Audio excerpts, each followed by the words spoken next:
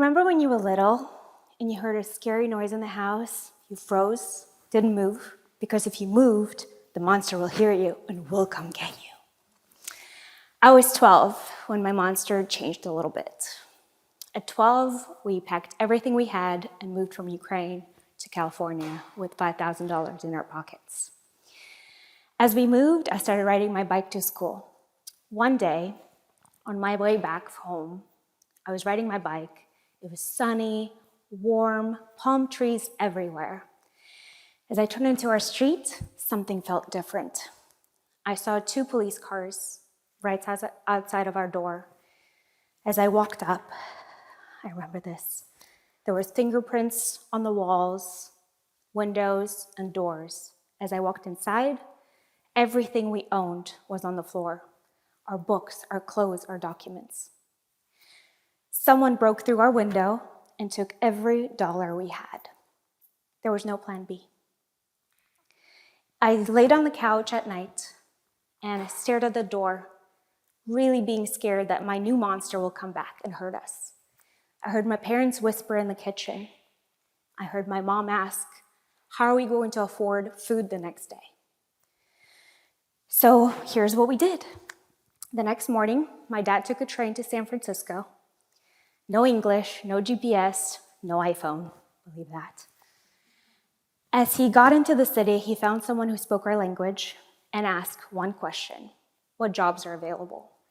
This is how he became a super shuttle driver, taking strangers from the airport to their homes.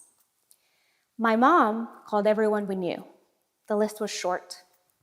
And without a car, we only had a few options. So we started walking from door to door, cleaning homes for the elderly.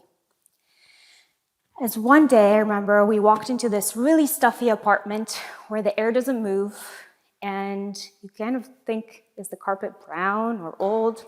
I don't know. And I remember scrubbing the bathroom floor and thinking to myself, I want my parents to have a better life, and I want to find a way for me to thrive. That is the one question I still always come back to now. What would I build? So fast forward, as I got into tech, year after year, I got a raise, I got promotion. With that built confidence, I went after a dream job. That dream job was leading nonprofits for a public company. I got a referral from an executive, and I nailed the interviews, I knew the pitch, and I had a vision. As I wrapped up my final panel, I sat down in the San Francisco coffee shop. The smell of the coffee brewing. It was foggy outside. It was beautiful, a beautiful day. And I saw my phone light up, so I pick it up. I say, hey, I see the recruiter calling. That's been my biggest supporter through the entire process. The minute I heard her say, hey, back, I knew in my gut something was off. In that moment, she goes, immediately, I wanted to call you as soon as I heard. I don't know why, but they went with a different candidate. My heart dropped. It was, again, me at 12 years old, feeling that same feeling I felt walking into my apartment where I knew something was solid, wasn't anymore. So in that moment, I went back to the same question that I always ask myself when I'm trying to build what's next. So what did I do? I sat down, I wrote 3 slides, 1 vision presented to my CEO. That decision, 6 months later, landed me a job I never dreamed of having at 26 years old. I became a global vice president at a public company. Since then, that question has been the core of my life. What would I build next? And I felt extremely proud of that decision. That's been the pillar in my career, in my life, and everything I do. And as I started researching this, there's actually a psychology term for it. It's called post-traumatic growth. Richard Tedeschi and Lawrence Calhoun have researched a lot of people who have gone through a traumatic experience, and then they decided to use that experience to boost their energy, find new perspective, new growth. And it doesn't end at trauma. It also reflects in our careers. According to an ADP study, only 1 in 4 people is truly ready to make their next career decision, make that next step.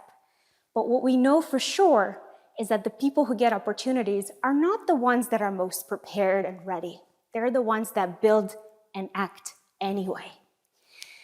As an example, my dream car in high school was a Ford Mustang, convertible, of course. And what I found out is Henry Ford actually failed twice before Ford took off. Canva, many of you probably know and love, was rejected over 100 times by the investors before it became a multi-billion-dollar global platform powered by AI. And the limit does not exist of how many times I'll rewatch Gilmore Girls on Netflix. But did you know that in 2000s, when Blockbuster was a big thing, Reed Hastings, the founder of Netflix, offered to sell Netflix for $50 million to Blockbuster, and they said no. Insane, right? Because Netflix is now a part of our everyday life. So here's the question I always come back to. What would I build next? And I'll have to be vulnerable with you. Being here today was one of the hardest decisions I had to make. We're always told to have a plan B.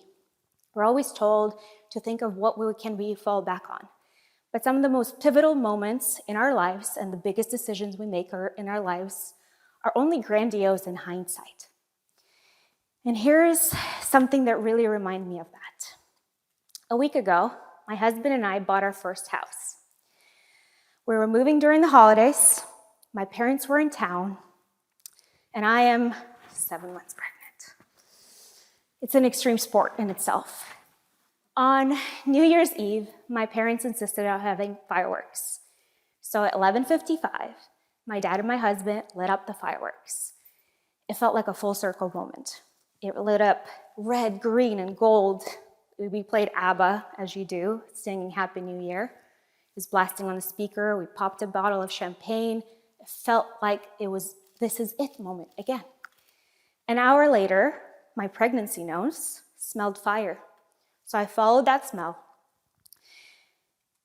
And as I opened the garage door, I was fully covered with black smoke. I screamed.